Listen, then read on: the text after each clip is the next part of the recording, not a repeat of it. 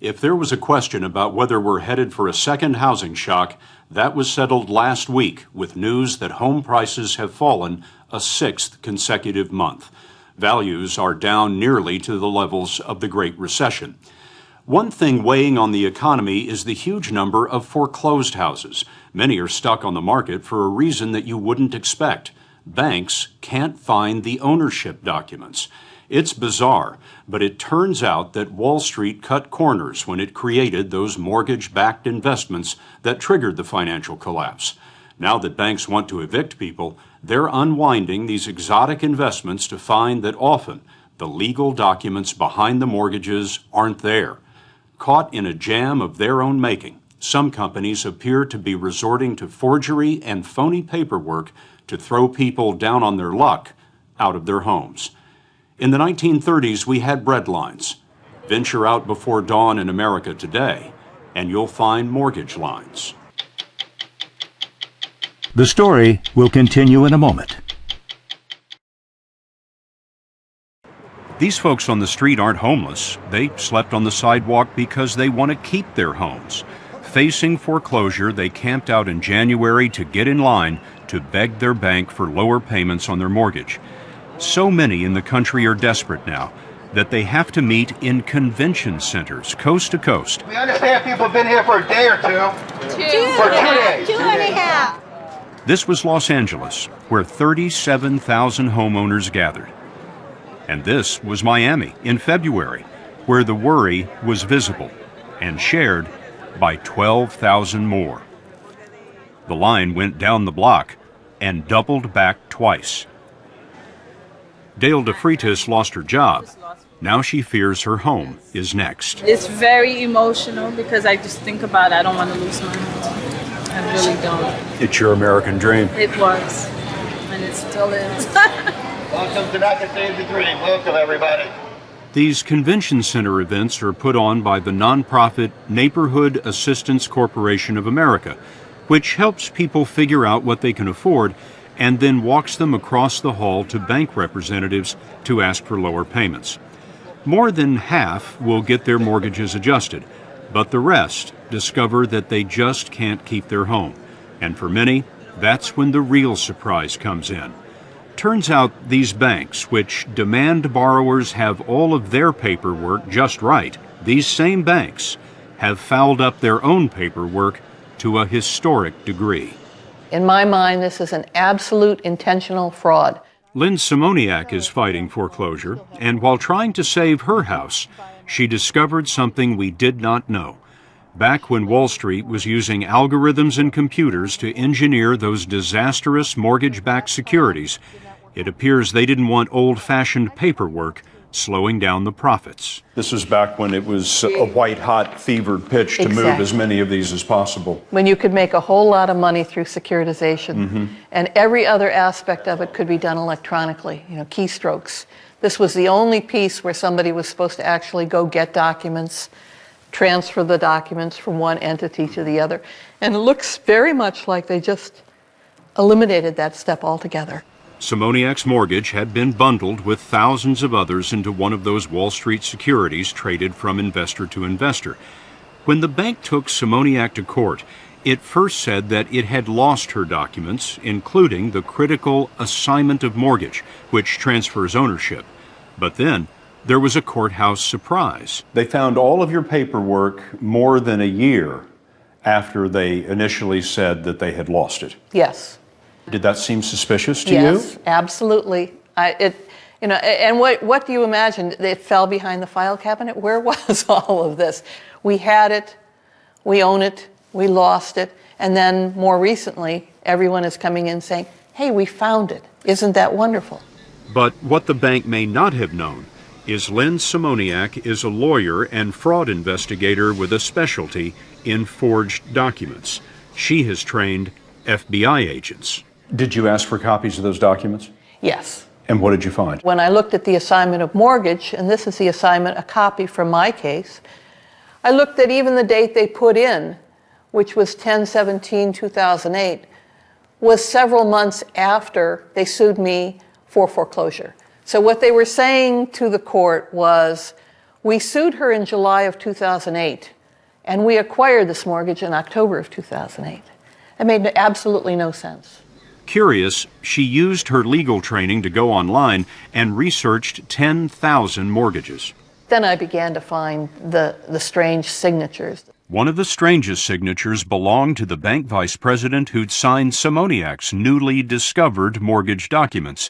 The name is Linda Green, but on thousands of other mortgages, the style of Green's signature changed a lot, and even more remarkable, Simoniak found that Linda Green was vice president of 20 banks, She's vice all at president the of same Deutsche time. Bank. All within the same week. I mean, this is a very, very active person. And you can Where find did the all same those thing. documents come from? We went searching for the Linda Green, and we found her in rural Georgia. She told us she's never been a bank vice president. In 2003, she was a shipping clerk for auto parts when her grandson told her about a job at a company called Docs, D-O-C-X. Docs, once housed here in Alpharetta, Georgia, was a sweatshop for forged mortgage documents. They were sitting in a room signing their name as fast as they possibly could to any kind of nonsense document that was put in front of them. Docs and companies like it were recreating missing mortgage assignments for the banks and providing the legally required signatures of bank vice presidents and notaries. Linda Green says she was named a bank vice president by Docs because her name was short and easy to spell. As demand exploded, Docs needed more Linda Greens. So you're Linda Green. Yes. Can't you tell? Chris Pendley worked at Docs at the same time and signed as Linda Green. When you came in to Docs on your first day, what did they tell you your job was going to be? That I was going to be signing documents for using someone else's name. Did you think there was something strange about that in the beginning? Yeah, it seemed a little strange, but they told us and they repeatedly told us that everything was above board and it was legal. And your previous experience in banking, None. in legal documents? None. There really were no requirements for the job. Correct. You had to be able to hold a pen. Hold a pen. But you were signing these documents as if you were an officer of the bank. Correct. How many banks were you vice president of in a given day? I would guess somewhere around 5 to 6. What were you getting paid for this? I'm embarrassed to say $10 an hour. $10 an hour, that's not much for a guy who's vice president of 5 banks. Yeah, I was very underpaid for my status in the companies. Pendley showed us how he signed mortgage documents as Linda Green. He told us that Docs employees had to sign at least $350 an hour. Pendley estimates that he alone did 4,000 a day. This is also Linda Green. Shawana Kreit worked at Docs and says that she both signed and notarized the mortgage documents. What was the role of the notary? We were to make sure that everyone on the document was who they said they were and notarized the documents. But the people who were signing the documents weren't who they said they were. Right. So if Chris Pendley was signing for Linda Green, you'd notarize that document. Yes. And you were told that was okay. Yes. What do you know now? That it wasn't right.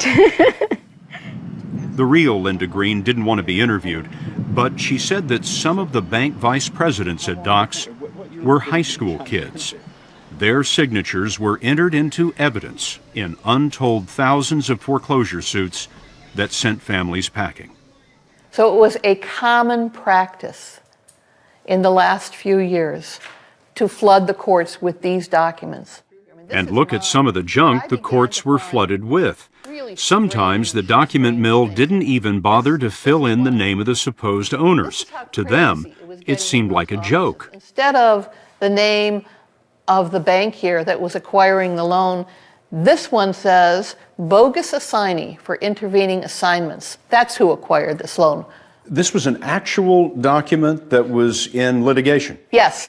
And what corporation assigned this loan? A corporation identified as a bad beanie. Excuse me, when I saw that, I was just absolutely amazed. And What does that mean, a bad beanie? it could possibly mean a bad beneficiary. I have no idea what they meant. So here's the same woman, Linda Green, And this time, instead of being a vice president of American Home Mortgage Servicing, she's vice president of a bad bean. Simoniak says that the banks whose paperwork was handled by the Docks forgery mill included Wells Fargo, HSBC, Deutsche Bank, Citibank, U.S. Bank, and Bank of America.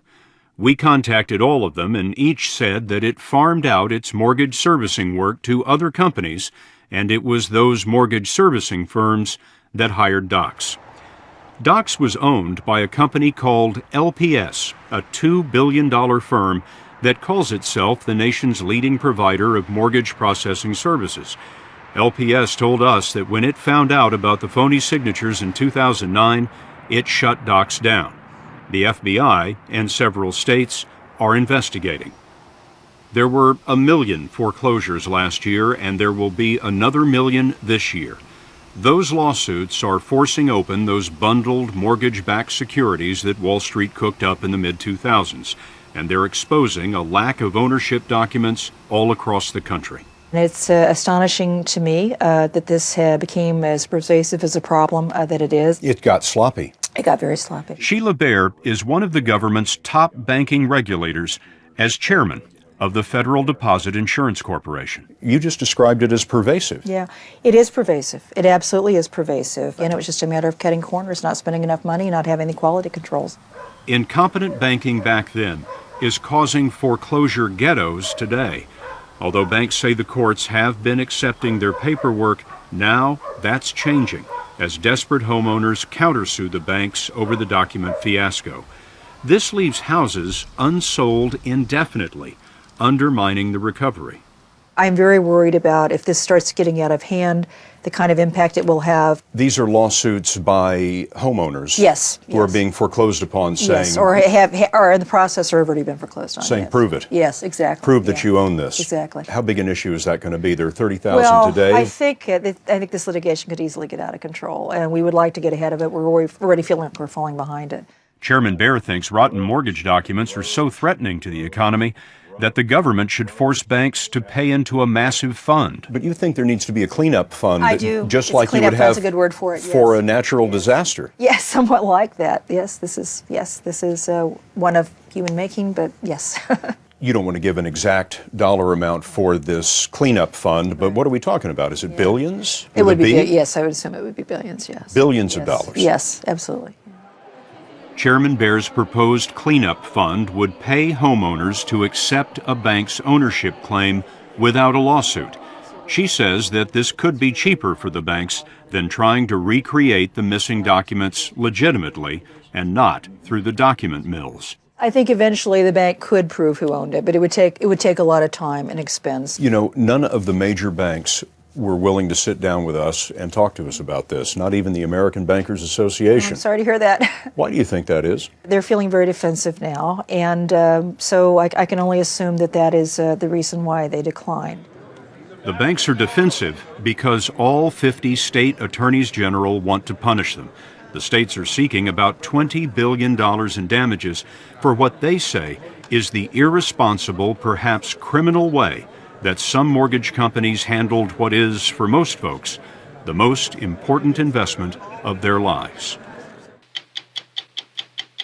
Do you know who really owns your mortgage? To learn more, go to 60minutesovertime.com. Sponsored by Lipitor.